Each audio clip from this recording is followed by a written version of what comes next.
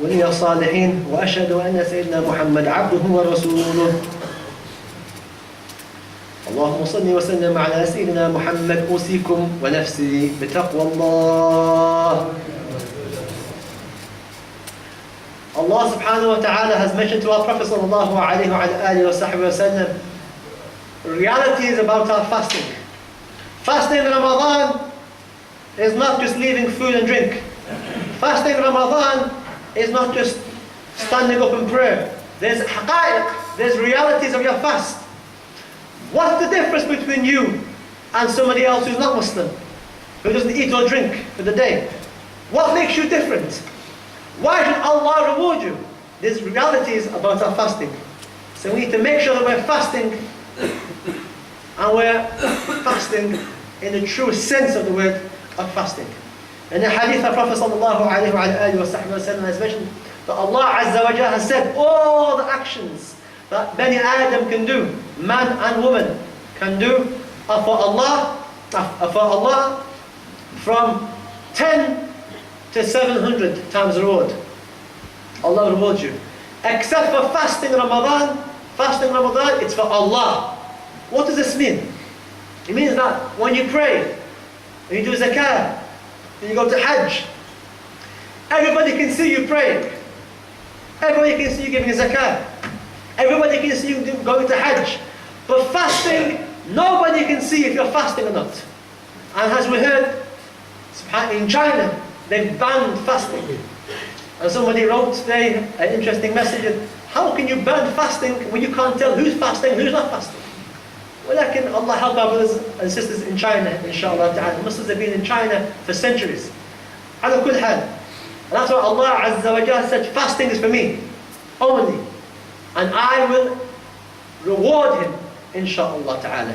And then the Prophet sallallahu alayhi wa sallam has said that a person will leave eating and drinking and his desires. It's an interesting word, shahwa. Shahwat.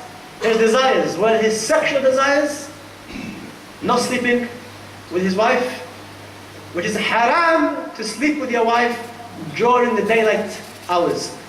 When the time you're fasting, it is haram for you to sleep with your wife. At night, you can. During the daytime in Ramadan, la.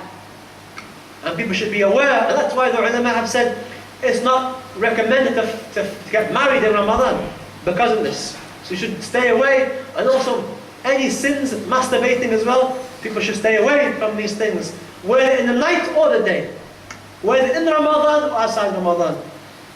And then the Prophet sallallahu alayhi wa sallam said that the one fasting has two farhatan, two moments of pleasure.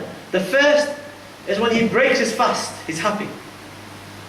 Not because he's had so much food, because he's done something very difficult.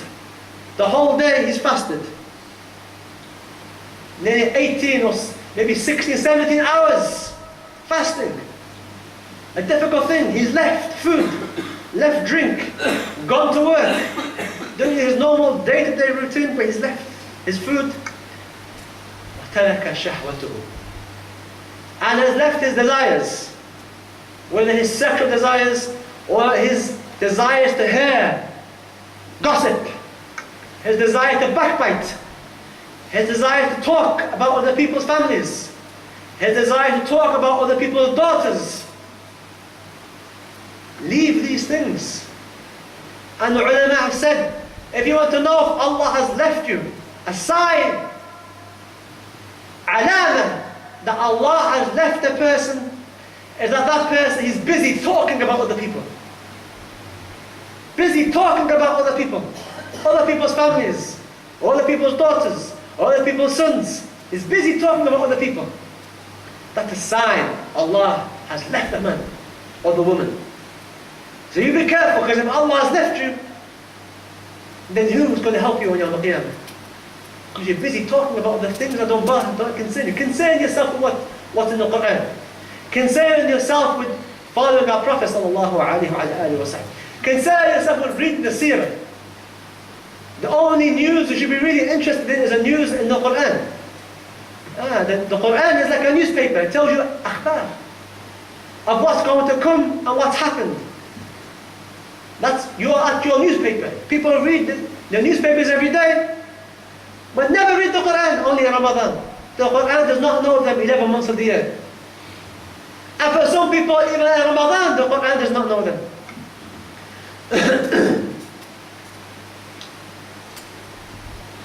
And in the hadith of Prophet sallallahu alayhi wa alihi wa sallam, the hadith narrated by Imam al-Bayhaqi,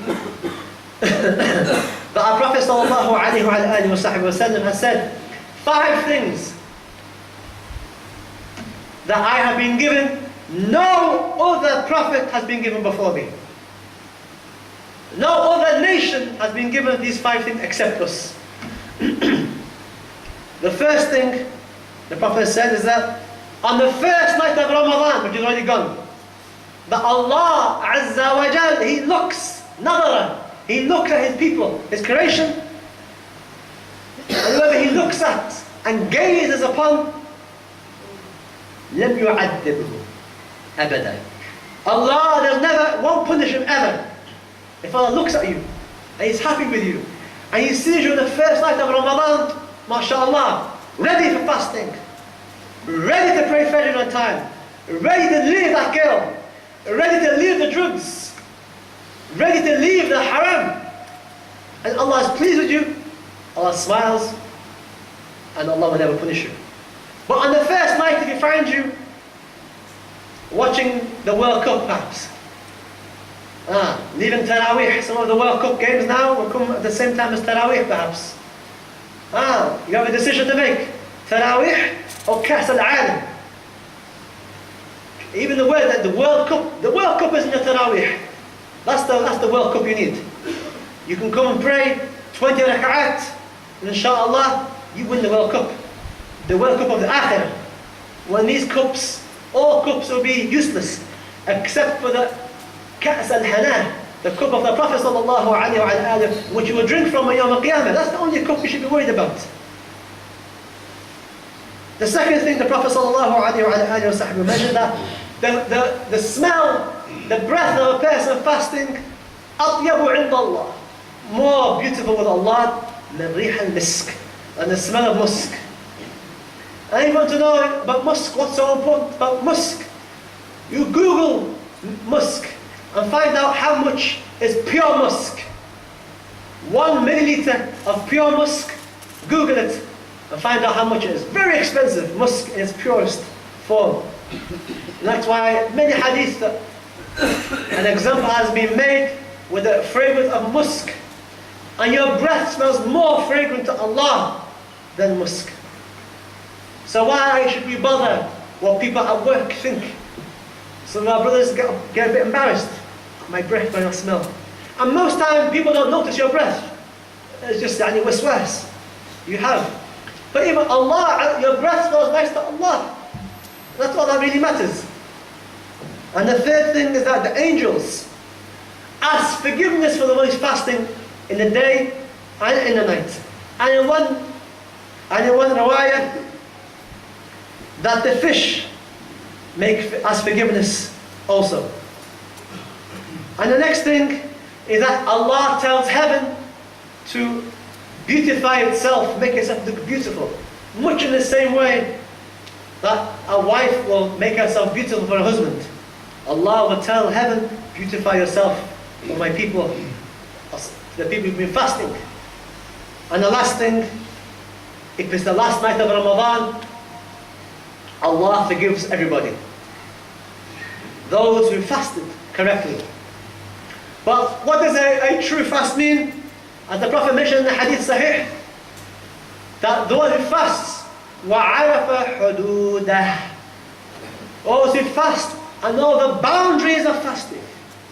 When you have a speed limit, 70 miles per hour or 30 miles per hour. Well, there's limits to our fasting. We shouldn't do things. Backbiting, we shouldn't backbite when we're fasting.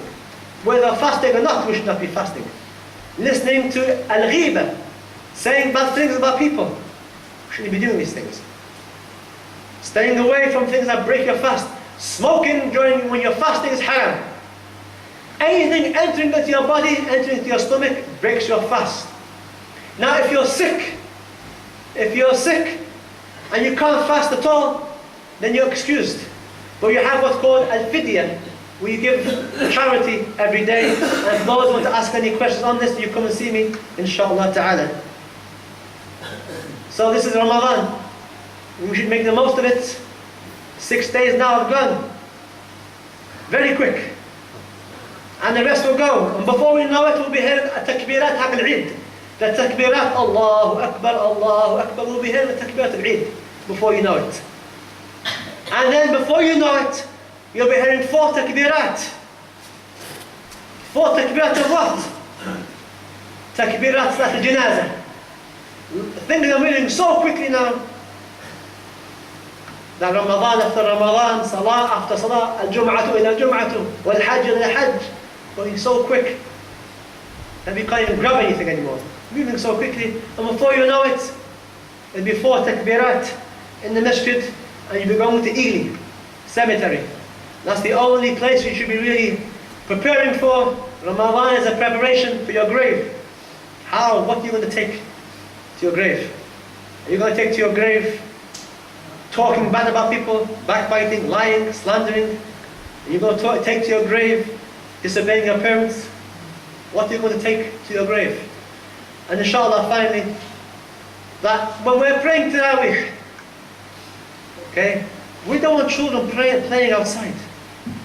Yeah, I don't understand al-aba, the parents. It's like for half an hour, 1 hour, they forget they have children.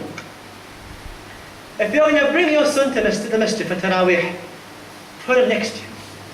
Don't come and leave him outside. If you're going to bring your daughter, sister, who's coming to the center to pray, don't leave your daughter to go out and play. Bring your son, let him next to you, or in front of you. And if you're going to bring young children, if they can't stay in the mosque, let them stay at home. But if you want to bring them to the mosque, tell them, look, if you pray 20 raka'at, inshallah ta'ala, if you pray Taraweeh, Yawm al-Eid, on the day of Eid, I'll give you something nice. Encourage them. Some people say, my father never encouraged me. طيب, خلاص, I can encourage your son. Because there's a lot of targheeb outside, lots of encouraging outside. They want to take your children away. Some into the wrong ideas, crime and haram things, and some into conflicts that have nothing to do with our Prophet sallallahu alaihi wasallam, nothing to do with our Prophet sallallahu alaihi wasallam. And Nabi bari minhum. The Prophet sallallahu alaihi wasallam has nothing to do with these people. And on Yawm al-Qiyamah, these people will be judged. What kind of khilafah, an Islamic state, is built on disobeying your parents? You tell me. How is the foundations of an Islamic state going to be based on anything other than following our Prophet sallallahu alaihi wasallam? And people are teaching people, leave your parents and go and fight jihad against your Muslims, disobeying your parents, and you want the khilafah to come? Wallahi, the khilafah won't come. The khilafah won't come like this. The khilafah comes in what the Prophet sallallahu alaihi wasallam mentioned. طاعة الوالدين, تربية الأولاد. It works both ways. Salah في وقتها, learning your deen, fasting correctly. Establish al-dawla, establish the Islamic state in your heart in Ramadan, and prepare and protect your heart from haram things, from invasion of haram thoughts. And then you'll see the dawla will then come. What has to be established here in your hearts, first and foremost. And Allah Azza wa Jal will change things, inshaAllah ta'ala. So make sure your children, when they come to Taraweeh, they're praying here next to you, inshaAllah ta'ala. And please, when the Shaykh is reading his Taraweeh, lessen your voices. And when after 8 rak'at, for those who want to go home after 8 rak'at, which they should pray 20 rak'at. For those who want to leave after 8, then leave quietly. Don't raise your voice, because the Shaykh is trying to concentrate on the verses of the Quran. So this is iz'aj, and to be honest, what the ulama have said, it is haram to disturb someone who's praying. So when you leave quietly. And when you go to eat, remember your brothers and sisters in Syria. Remember your brothers and sisters in Palestine, in Gaza. Remember your brothers and sisters in Iraq and all these other countries. The list is too long. You remember them when you're breaking your fast, because the hadith that mentions, and we'll finish on this hadith inshaAllah ta'ala, that when you fast, da'watan la turad. There's a dua, a prayer that Allah does not reject. Hina yuftir. When He breaks the fast. When you break your fast, remember your brothers in Gaza. Remember your brothers in Afghanistan. Remember your brothers in Syria. Remember your brothers in Iraq, in Afghanistan, in Libya, in Somalia, in Yemen. Remember them all. Don't forget them over your samosa. Don't forget them over your dates. Remember them. Some of them don't have anything. And you never know, the way things are going in Cardiff, things are becoming tough for the Muslims. People are now talking in high places, what are we going to do about the threat of the Muslims? What are we going to do about these Muslims? That's what they're talking. That's what they're having talk now. What are we going to do about the threat of Muslims? Because they can't deal with their problems. What are we going to do? So Allahu Alam, what's going to happen? Because of some of our young people. They want to go and help their brothers and sisters in another country, and they put my family and your family at risk outside. And they put their own families at risk. They put all the masajid at risk. Our wives now can't go out because they're scared. They want to help brothers and sisters who don't need their help. And they put their Muslim brothers and sisters here in difficulty. Haraj. Policy makers now will start bringing out policies against us. And that's why, for some of our brothers who don't think, why is the Imam talking to the media? Defending your wife and my wife. Defending your children and my children. When they start making policies against us to close down mosques, then you're going to start coming crying. Talk, talk, talk. That's why we're talking, to show them. Muslims, we're not all like this.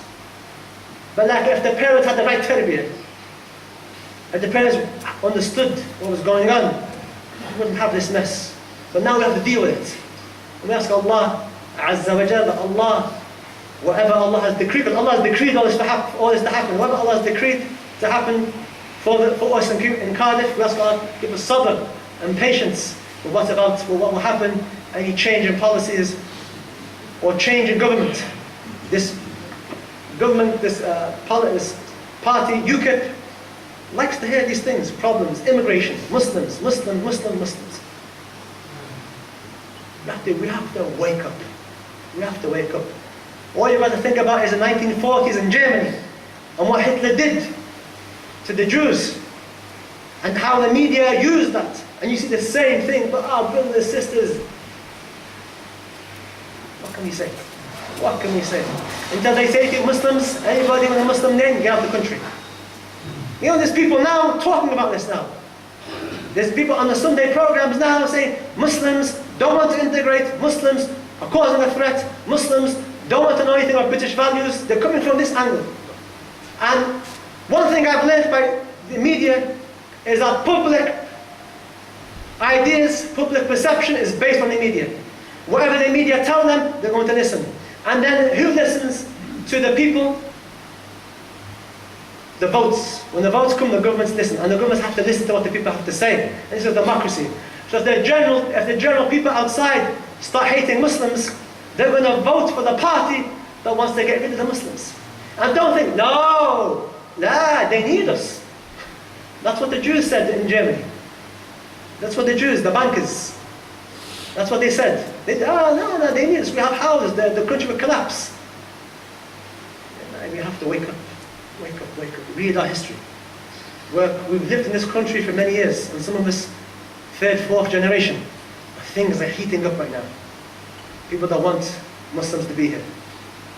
Okay? And when we see our brothers and sisters in prisons, or doing the wrong things, or breaking the law, it gives them more advantage. Gives them more advantage. All we can do is try our best. You want to do something? Inshallah, my advice to you, be a good Muslim, have good character, raise your children to respect the law of Allah and the law of this land. Have them have good adab, good manners. When they go to schools, good manners. When they're in schools, good manners. Have them be good people, good Muslims. Educate the people. So when the media want to talk to some of our brothers, they're not saying foolish things. They're not saying stupid things. Like some of our young people have said last week. Either shut up or don't talk at all to the press. Because the press are going, one young boy will ruin everything for this community by saying the wrong thing. We ask Allah to guide, inshallah. We ask Allah Azza wa Jal to give us sabr in this month of Ramadan. عباد الله اعلموا أنه لا ينفع الإنسان في هذا الزمان مثل الفصال